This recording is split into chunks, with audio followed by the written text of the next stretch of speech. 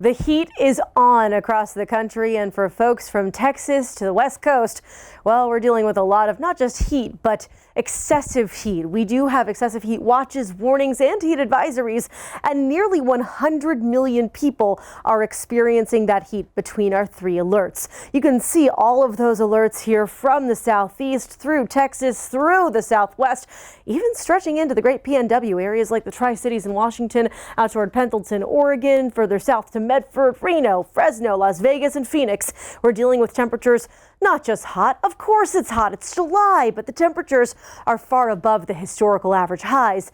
And that's where the concern comes in, especially for the desert Southwest. It's prolonged heat. We've had this issue for days and days, not just during the daytime, but overnight as well. It's going to be really hard for your body to cool down as it would normally be able to.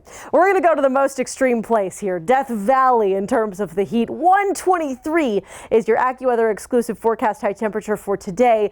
And then we just keep the numbers rolling here. Saturday and Sunday, 127 and 129 degrees in Death Valley respectively. But look, I'm not seeking out Death Valley anytime soon. But for those of you heading to, let's say, cities like Palm Springs, Phoenix, Tucson, Flagstaff, all four cities have the potential to tie or break a record today. They're all in the ballpark, and it wouldn't be a shock. Phoenix especially. Oh boy, Phoenix. If you're headed that way, or perhaps you live in Phoenix, Arizona, well, you know the heat has been a bit of an issue. It's been a little more tough than normal, considering it is summertime after all. The historical average number of days in Phoenix for the whole year of 110-degree high temperatures or higher is 21.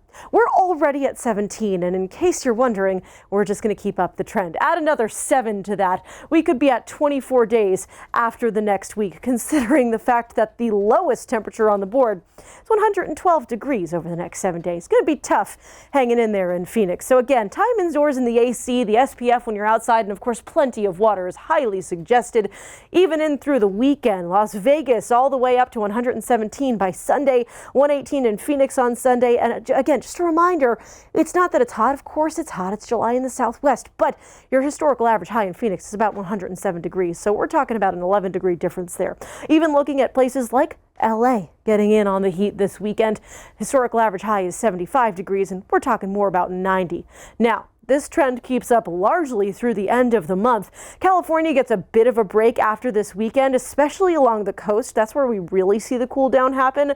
But the high pressure system that's causing all the problems is just hanging on tight. This thing doesn't want to let go. So we're going to keep building that heat in through parts of Nevada, Utah, all the way through Arizona and New Mexico. And that not only is an issue for the heat itself, but an increased wildfire risk. So make sure you're being cautious when it comes to things like that. For example, don't burn during a burn ban. Simple things, right? Heat red flag warnings, and of course, nothing silly like throwing a lit cigarette out a car window. That's just asking for a problem, and we want fewer problems, not more. Stay safe.